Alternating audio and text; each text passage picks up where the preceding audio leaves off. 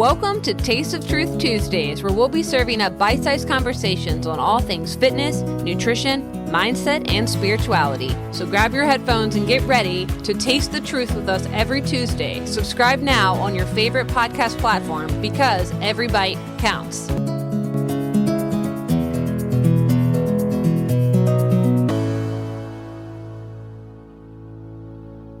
Hey, welcome back to Taste of Truth Tuesday, everybody. This week we have a special guest, Katherine Spearing, who is the founder of Tears of Eden, a nonprofit supporting survivors of spiritual abuse, and the former executive producer and host of the groundbreaking podcast Uncertain, which was a podcast that pioneered pivotal conversations around spiritual abuse. It was very impactful in my deconstruction. As you'll hear, I tell her in the interview, she also hosts a podcast, Trauma in Pop Culture, and is a certified trauma recovery practitioner, working primarily with clients who have suffered or survived from cults, high control environments, spiritual abuse, and sexual abuse. She provides specialized trauma-informed career coaching with folks who have trauma, often who need extra support for interviewing and networking. And I have her talk about what's unique about her special offerings at Tears of Eden, which involve art and movement therapy, which I think are really cool. And we talk a little bit about her new book, which should drop sometime in 2025, which addresses the survivor's recovery journey. She's been on a ton of podcasts, including Indoctrination and A Little Bit Culty, and she's the author of nonfiction articles and writes regularly on her websites that I will link in the show notes. So without any further ado, let's kick it off.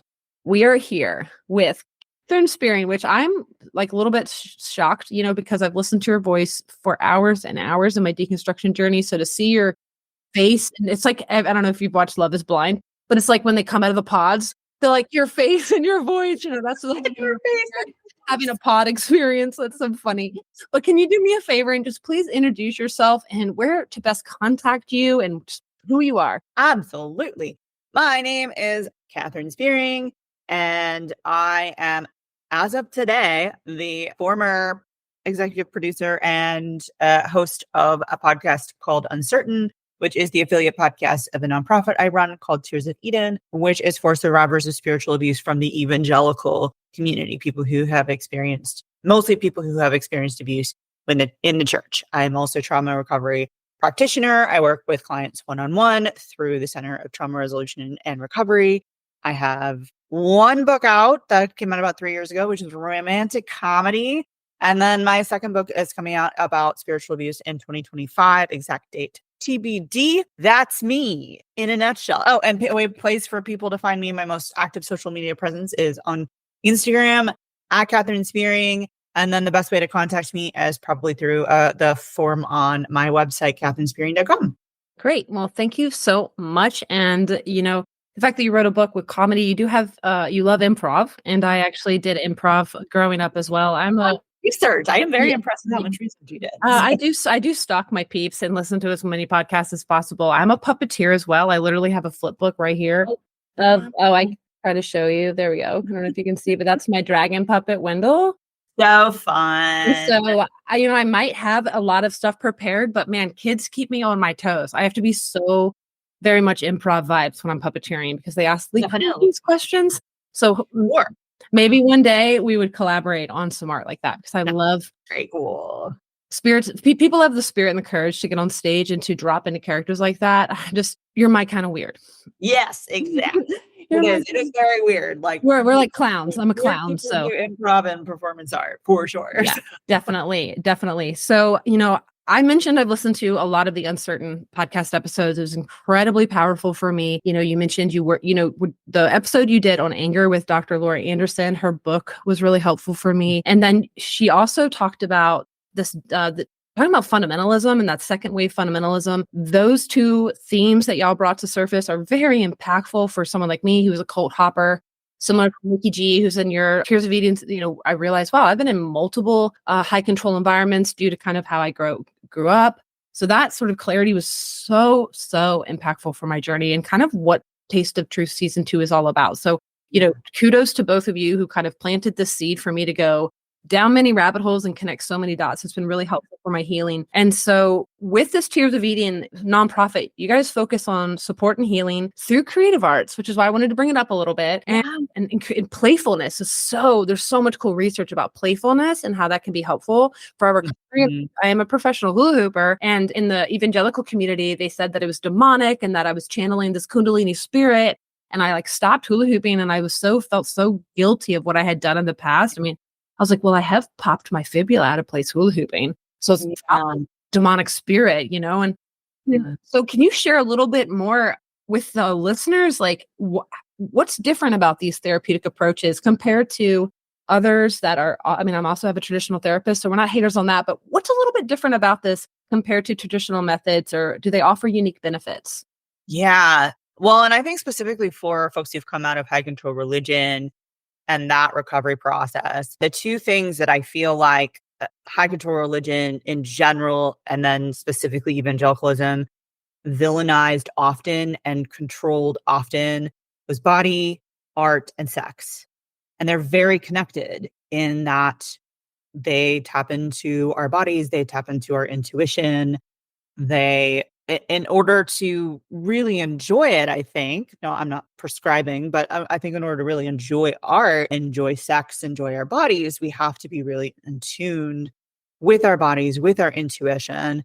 And it just makes sense to me that would be the thing that high control religion targets and controls and makes and villainizes and conditions us to mistrust. Art tends to have some more feminine energy. So then we're tapping into that. We are mistrusting women as well.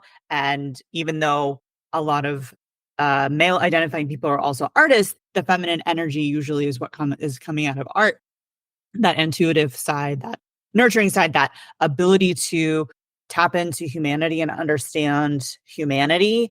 And so it makes total sense to me that cults, high control religion, and all of the things. But aside from that, just as a practical modality for healing, it really is in Tears of Eden, as a part of Tears of Eden, because that's a part of my healing process and that's who I am. And so I'm bringing that into this space. It's also unique to a lot of other organizations that are working in trauma recovery, specifically the fundamentalist space. And I think a lot of that's just because in fundamentalism, Christian fundamentalism, we don't know how.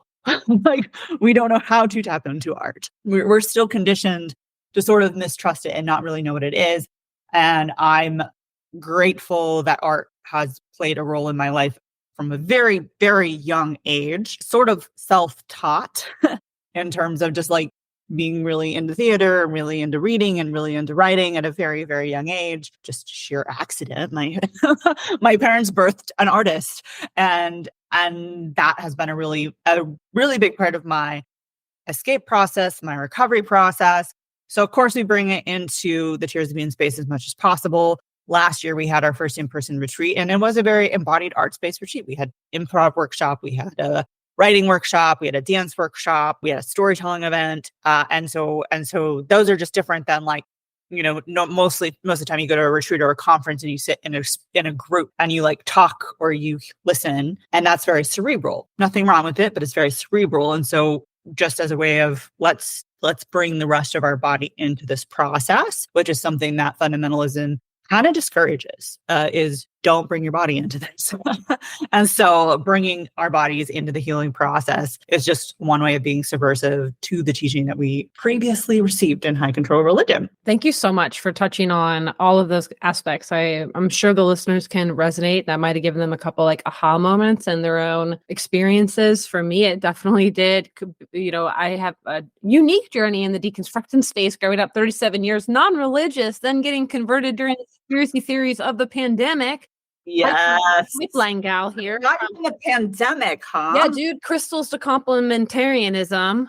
What? Crunchy hippie to alt-right is the vibes over here. They sucked us in and turned me into a trad wife. It was what happened? Wild. My husband wasn't even with it. He's Native American. He has a whole nother, half a Native American. We could go down that rabbit hole another time, but it was wild. So I was only in Christianity for less than 3 years, just started to deconstruct this March. Super bummed to miss out on that retreat. And I hope there's another one in the making, because I will do I need more, like I mentioned, human connection as well. But I spent 20 years more than that. I started hula hooping in 2005.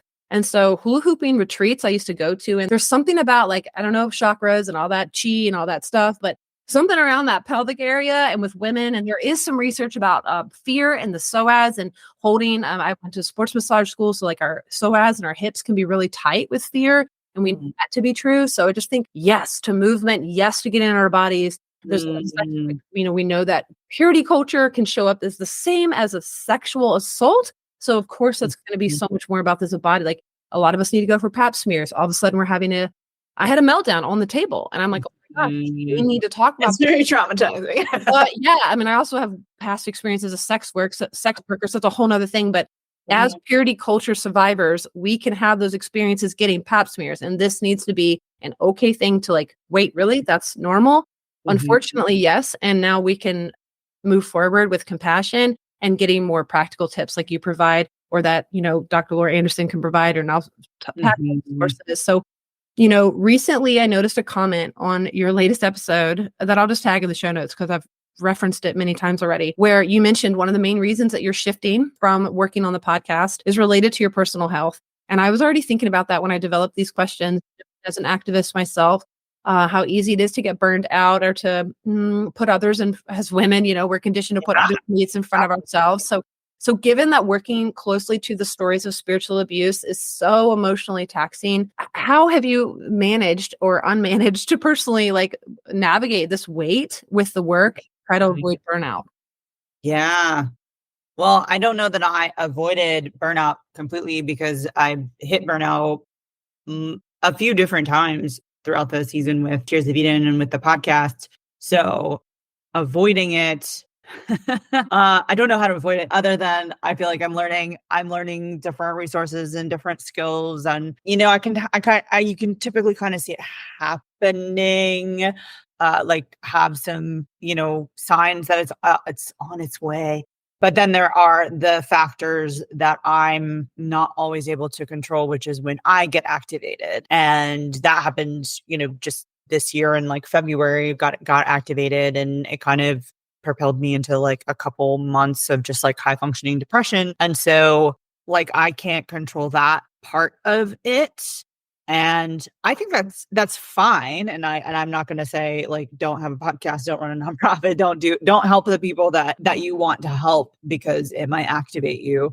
I think it can also be very healing and very helpful and part of the journey, the healing journey for us as well to do that. So I think it's something that I'm still learning how to navigate. And I don't know that I am a high achieving person.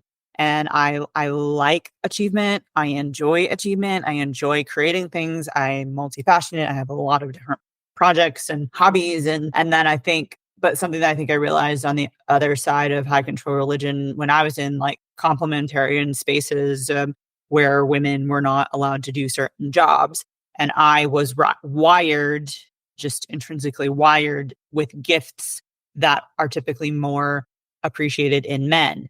And so I was constantly feeling like there's something wrong with me. And then also just having arbitrary barriers put in my place, put in my path to prevent me from doing the things that I was actually gifted at doing. And so I know once I got out of those spaces and was in places where I can control what I did and how I did it, it was like so freeing and so exciting. And now I am learning how to create sustainability for myself. And yes, I can do whatever I want, but that doesn't mean I have to. And like how to only focus on, especially like right now, I'm like, I am such a high achieving person. I do get a lot done in a day. And so just kind of focus on what are the things that are actually life-giving to me? What are the things that are actually giving me energy, not necessarily always taking energy and making those choices, just kind of little choices every day of what works today. And if I am tired, it's okay to just be tired. Like I don't have to drink more coffee and push through that tired to get more done. I can just be tired and just be like, hey, I'm done for the day. Or I'm going to take a nap or or I'm not going to go out tonight as I had planned to do because I'm actually tired. And it seems like such a novel thing to just rest when you're tired. But I don't think that I always operated that way. I think it was kind of like, get more done, get more done, get more done. And so, yeah, those are just little things that I'm learning right now. I'm definitely not an expert at avoiding burnout.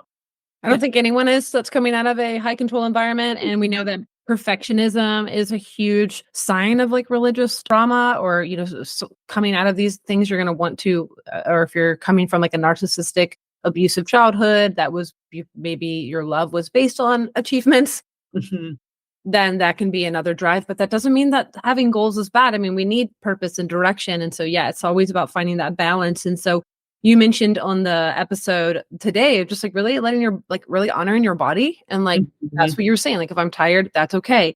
Just like, it's such an interesting balance to really want to like this altruistic concept of like wanting to help others and to also then nurture ourselves. And that still feels selfish. And, in the diet culture, fitness industry, we have no excuse fitness, right? And then in the bodybuilding world, I mean, I would be up early, regardless of my sleep, to get in my workout. Yeah. Willpower. It's like similar attitude. It's really sad. Like rest when you die, and this concept, like you don't have to deserve or earn your rest. Or I'd actually really have to tell my clients, we have to program rest days, dude. Like you actually rest and recover.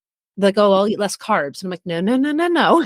We don't deprive ourselves. Like it's almost like you have to earn your food. Like a lot of this earning. So that's really interesting to think about. And so we mentioned like things to look out for. Typically for me, I notice exhaustion. Like I'm noticing things are more triggering to me or something like that. I think that's called like emotional exhaustion or feeling cynicism than normal. Those are the burnout that might be a little sneaky. Were there any other sneaky ones that you can think of that you're like, oh, this is actually a sign of burnout that I was kind of not noticing that come to mind for you? Quality is a big one, which is probably adjacent to cynicism, as just things just irritating me. Smaller things irritating me more than normal. Like if there's like consistent irritability, just like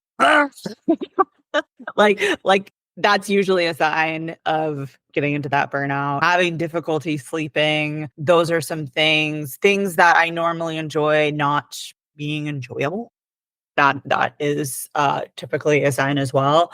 So those are just typically my signs that, let's assess and let's figure out what's going on. Not burnout necessarily. It can just be like an activation of trauma and having traumaversaries and different seasons of the year where my body just kind of remembers different seasons and different traumas. And that's not necessarily burnout, but I think that being compassionate with ourselves and our time can help in those seasons, and having some of those resources in place when that activation happens can be helpful. So helpful, because I guess, if we have these seasons, that's going to increase our susceptibility to burnout. And so in massage school, we do talk about this, that might be still a little woo-woo and not as much as proven in the evidence about how the body does store emotions. And so people might break down into tears on the massage table. People might break out into laughter on the massage table.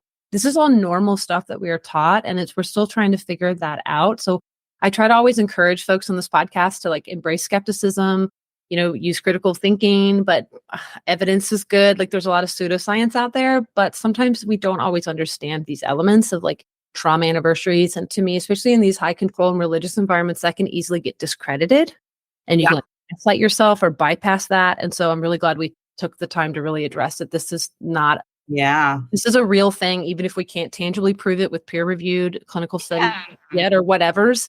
It's really important to just honor your body and those feelings and take a moment, take a beat, and just honor that, because the body really does remember things, and we're still figuring that out. And thanks for sharing some of those like helpful self-care. I think with traumaversaries too, with something like religious trauma/spiritual abuse, which tends to be more subtle, we're not always going to be able to associate it with a specific event. It might be a series of events. And so for me, when I am feeling some kind of way, I may not be able to pinpoint exactly what's going on, but that's okay. Like let's take the whole experience as a whole and validate that whole experience, that it was real, that it really happened and it was very real, even if it's hard to sort of pinpoint this dramatic thing that happened. It's typically little cuts over time. It's almost like a craving for certainty when you want to name it. It's like, so sometimes that is what's causing this. Yeah, exactly. Yeah, right. It's like, yeah, and that's the brain just wanting to find some sort of comfort. And I was reading that there's actually a dopamine response we can get in the brain when we feel like a sense of control. And I was like, ding, ding, ding. That's where dogma can come in so easily. And so we're going to shift to some of your articles that you wrote. And this one was an older one because I went back, like I do some serious researching for my. Yeah, you did great research. Well, very cared for as a guest. Oh, good. Well, that means a lot to me. You discussed these challenging traditional interpretations of gender roles within Christianity and how these roles have historically influenced perceptions of women's worth and agency. You've already kind of touched on that at the beginning of the conversation, which I really appreciate. We know that the SBC is still kicking out women pastors. They kicked out a Virginia church. I live in Virginia. Just recently, this spring, 2024, but their ACP report said that only 58% of their congregation require background checks with minors. Only 38% training to report, and even less than backwards, very messed what up. McHale. So this is still right now a problem. It's not a problem of the past. This isn't from IBLP days. This is happening right now. And so you talk a lot about this in your work, but could you share right here, right now with us, like what are some steps that these individuals, we might still have some folks who are in that fundamentalist kind of more biblical. Those were my listeners prior. I don't know who's listening anymore. Can you share some stuff? What can we do to be more inclusive here? Yeah. And I'm thinking of like my own journey. And I worked in complementarian churches, which are churches that teach separate roles, equality of the sexes, but separate roles, which is not equality. And I believed them and I believed that they were good intentioned. And honestly, I think some of those folks still are good intentioned with that. And they believe they're following the Bible. I don't think every person who taught that was malicious. And I think that even me being in those spaces, I was well-intentioned and being in those spaces and just believed that as long as I got to use my gifts, then I didn't care like what title I had. And then eventually realized like that impacted how I got to use my gifts based on the hierarchies and the way that they orchestrated things. And so I know that while I was in those spaces, I personally didn't have a problem with women being elders or pastors, and maybe even had some friends in different denominations who were, and and just kind of saw complementarianism, that belief system, as just this sort of, it's fine. Like if someone wants to believe it, they can. If you don't want to believe it, you don't have to. And to some extent, I do honor people's autonomy to believe whatever you want to believe. But I can also say at the same time that I believe that type of teaching is inherently harmful and it leads to inherently harmful things.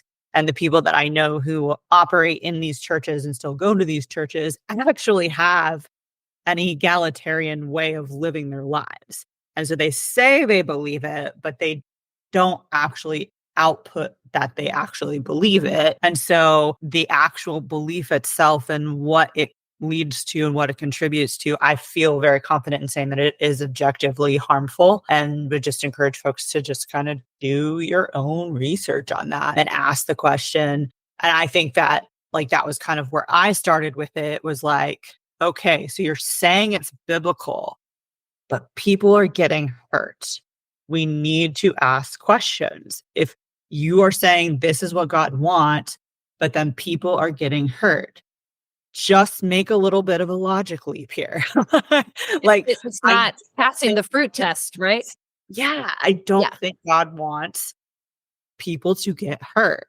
And so you're trying to be so orthodox at the expense of women and at the expense of your entire congregation, because women are in your congregation. Yeah. And so yeah, I would say just maybe start there and just look at what is this teaching? What is this teaching doing? How is it impacting people? What's it leading to? And who are you getting your information from? Because also in those spaces, and I was one of them, women will be like, oh, I feel so cared for and I feel so supported. Well, the narrative of care and support came from the dominant men. So the dominant men were defining what care and support looked like. So as long as they were doing those things, then we kind of had to say we were being cared for and supportive, and just ignore any part of us that was like, oh, I also feel oppressed, and I feel sidelined, and I feel silenced, and I feel ignored, and I feel like I'm not actually as valuable as the male, my male peers and my male coworkers. And so, yeah, so just ask questions, move slow, and if you are in that environment, it's going to be in the water, and it's going to be in the soup that you're swimming in. So it's going to be hard to unpack it within the space where you're getting all the monogamous messages about this experience and what you're supposed to be feeling and what you're supposed to be experiencing. And you're going to get gaslit, like if you ask questions. And so, yeah, it might require removing yourself from that space to do some research. Yeah, so you can hear your own voice. And that seems to be the common theme. I've heard a lot of folks who were in the pandemic that because the slowing down was the availability for them to, I mean, I got radicalized during the pandemic. So I know. I'm like, you're sort of the exact opposite. Hilarious. Hey, you could have gone either way. People were radicalized all over the place during those times. And I have a podcast episode about social media's influence on that. It's freaking wild. But nonetheless, it's just so important to move slow, tune out the noise so we can actually listen to our own voice. So, and I was radicalized into, from being a crunchy hippie into this complementarianism trad wife. I already mentioned that. That appealed to me because I thought, one, that our country was being punished, that I was being punished, that like all the turmoil and all the awfulness in my life was because I was going outside of God's commands, outside of what he says to do.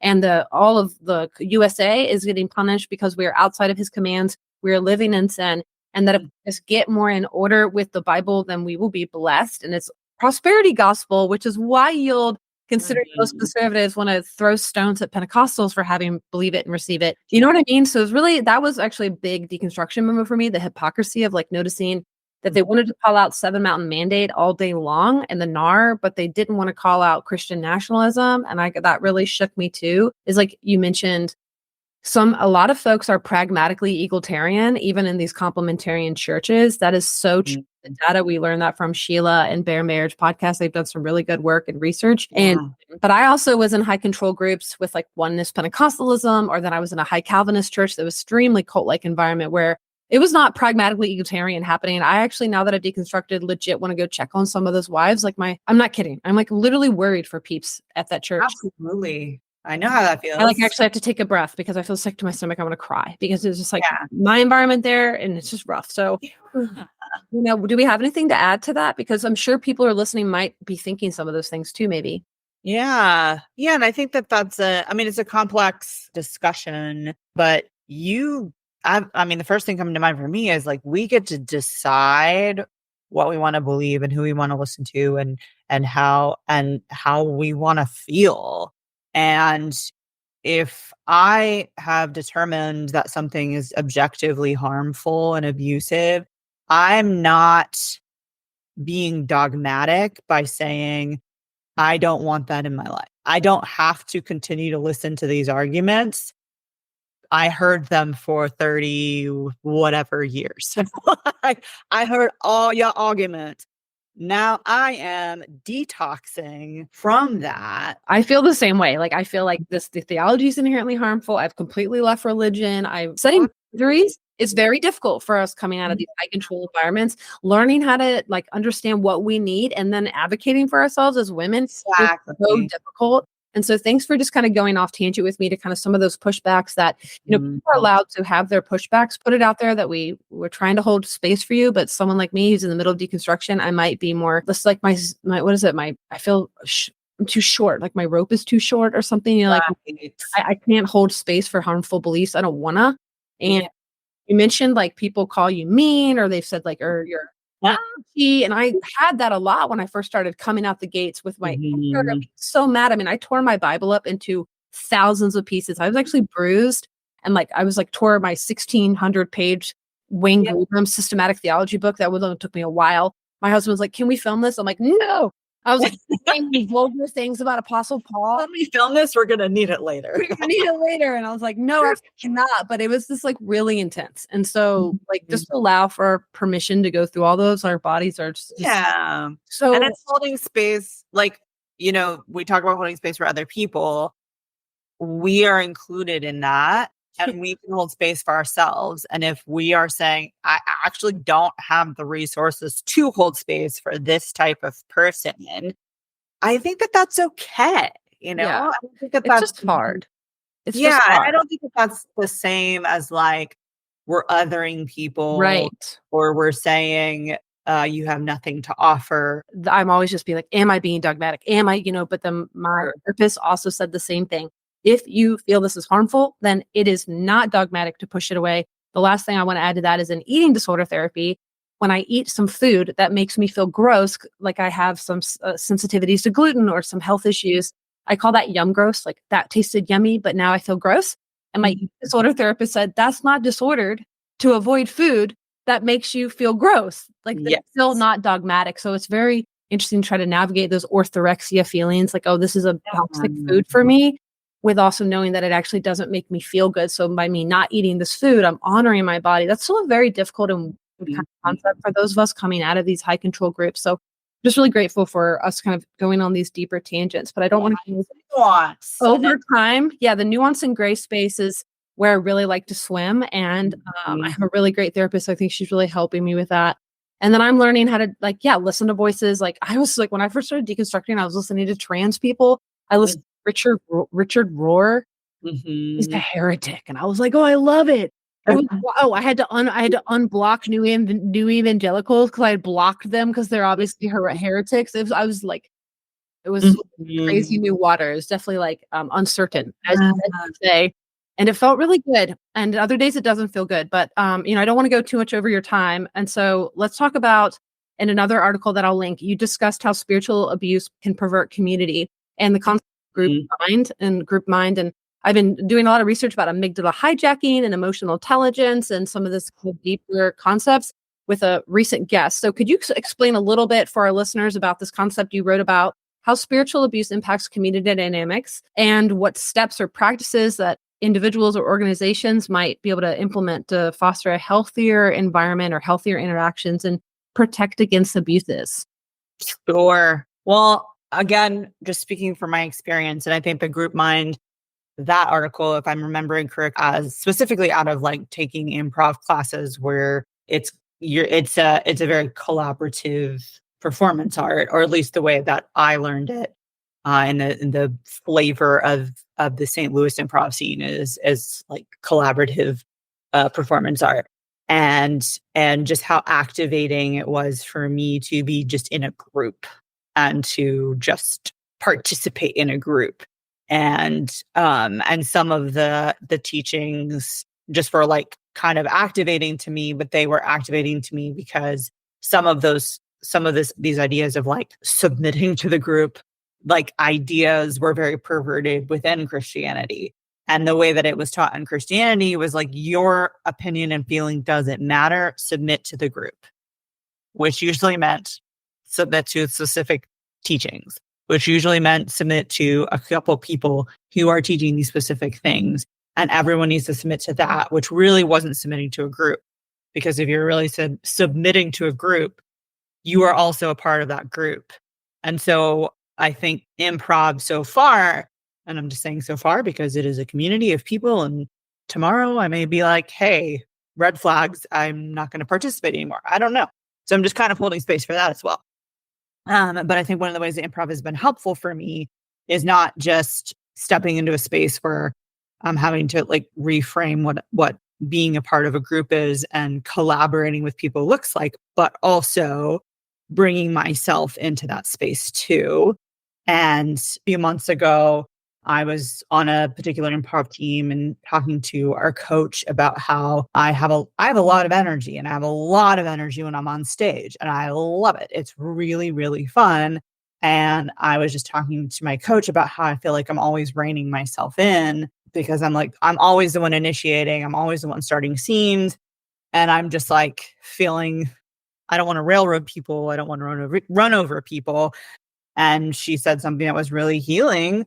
She was like, or maybe that initiation and that confidence that you bring, maybe that's what you bring to the team. Maybe that's your thing that you contribute to the team. And so the fact that she wasn't, downing my initiation and my confidence and my excitement and wasn't saying, shut up, rein it in. She's like, no, that's your gift. Bring it to the team. And that was really, really helpful because I think in high control spaces, as I said, there's a group and you're supposed to submit to the group, but you're supposed to shut yourself off. But in I think, a healthy community, the group doesn't supersede the individual. They work together and they collaborate together. And who you are doesn't get suppressed by the collective. The collective and the individual collaborate and work together. And if the individual is being oppressed, then that's let's pause, let's reassess what's going on here. And then if the individual is sucking life from the collective, which I've been in that situation in the improv world as well, like that's not okay either. Like for the individual to commandeer the space and make the collective about them. So it's a both and. Right. And so is there an opportunity for kind of like how when roommates have household meetings or just creating the opportunity for those conversations to happen? Because that I feel like basically what you had the opportunity to do, you had the coach. So that's kind of like a mediator in some way, shape or form, I would assume. But what if there wasn't a coach? What if do all improv groups have that kind of outside party to look in? But most importantly, you were noticing how you show up and how you are potentially impacting the group. You presented that as a potential concern, mostly filtered from your past experiences. And then they said, no, but we she challenged you, didn't tell you, but it was no, we like that about you, or we need that about you. This group exists and is because of that element you bring, as a performer, as a hoop troupe, or even just not even talking about performance art, but even if you go to a restaurant and staff flips and its staff is different, the vibe is different. People matter. Stepping in your own genius. I notice when you're thriving in your genius, it just pours out, and other people who are in their genius, it just pours out. And there's not a lot of competitiveness. If you're truly in your genius, you just want to roll people's geniuses. You're oh, give me some of that. That's so good. Collaborative. And that's what I love about the improv community. But are there any, I kind of talked a lot, but are there any meetings or set points that what we said, household meetings, any things that we could say for groups? How do we set up some protection for that?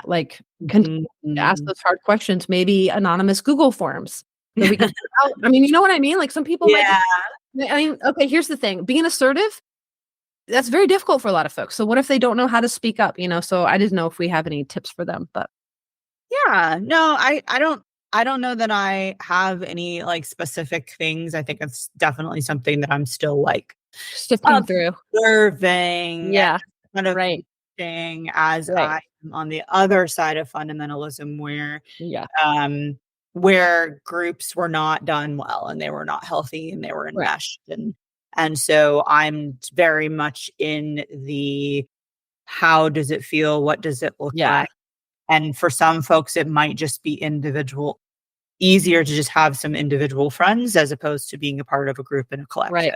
Right. That might just be the starting place of how do I have individual one-off friendships and what does that look like? And not jumping back into this massive community or a group that feels like church before you're ready. And that's okay.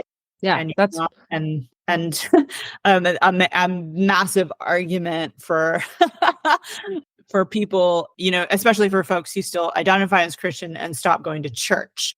And their church going friends will be well, don't forsake gathering together. There's one verse in the Bible about that is used to manipulate people into going to church. And those friends are I'm not forsaking it. I have friends. I have people. I'm just not going to this type of institution. I'm still quote unquote fellowshipping with people.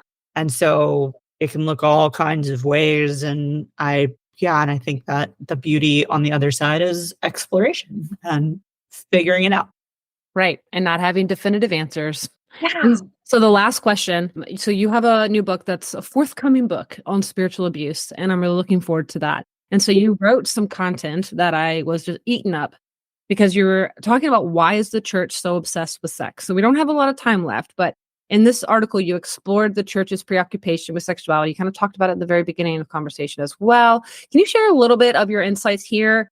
Any historical or theological factors that you might think are contributing to this, just to close down the conversation? Sure. Yeah. And I think we opened with talking about how like sex, art, femininity, bodies, high control spaces control those things. They either control them or they eliminate them.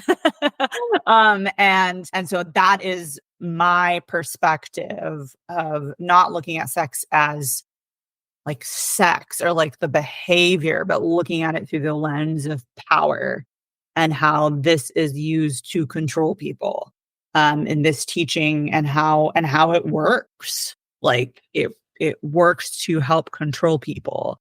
It's not about purity as they often will prescribe it, whatever that means. It is about control and about controlling information, about controlling people's bodies, about controlling their desires and what they like and what they enjoy. And it's every high control group I can think of has sexual abuse. Like there is some kind of sexual abuse that typically shows up in high control cult environments. It's not because of sexual obsession, always. It's not because men just can't control themselves. It's typically part of the control tool. It's typically part of the control mechanism, especially when these environments are patriarchal spaces, which most of them end up being patriarchal spaces. Even the ones that are led by women still somehow end up being patriarchal spaces. And so it's not about sex, it's about power. So that is my insight. More to come in the book. Yeah, that's the thesis. And if y'all have seen the Shiny Happy People documentary, we have that umbrella diagram it's not just the Duggars. It literally goes across complementarianism, as in the children submit to the mother in a way, and definitely to the father. So it's like they're still subordinate. So wife and children are subordinates in this model, and that is when you're in that situation where you are a subordinate, it will put your threat system on high alert, and that in itself is an abusive environment. So I am so grateful for your courage to draw lines in the sand when things are harmful, and then also I say the same thing. Like I am not willing to tolerate harmful beliefs, and that is a-okay. That takes a lot of courage to do. And you also spoke about leaving religion on your podcast. And that was like really intense for me at first to hear, because I wanted to do that. And so thanks for just being so like a lot of folks, I don't know, I don't feel like there's a lot of folks in the deconstruction space that declare that they're out of it. Some folks are still trying to say they're Christian in some way, which is fine. But your courage has just been so important for me. And the root word of courage is rage. Rage is in there.